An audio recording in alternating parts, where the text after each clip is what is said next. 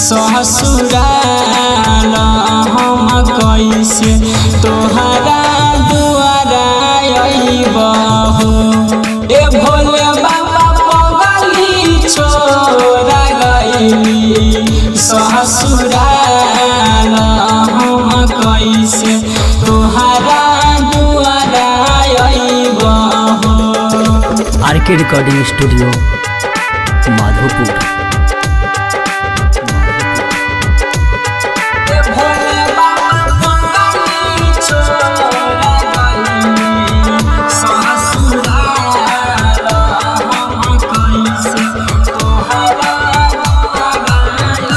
चढ़ते सावन में भोला बाबा जलवा चढ़ेलिया हो। ए भोला बाबा फुलवा चढ़ेलिया हो।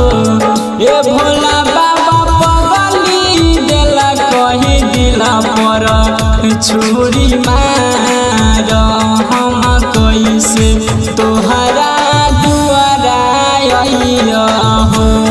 ए भोले बाबा छोड़ा गइली ससुराल हम कैसे तोहरा दुआरा अइबहु।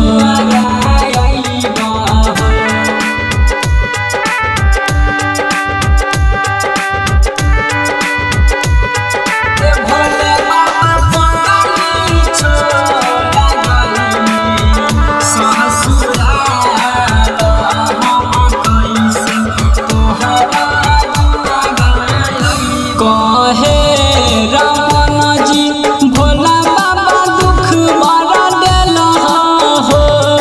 ये हो बाबा किया केल हो।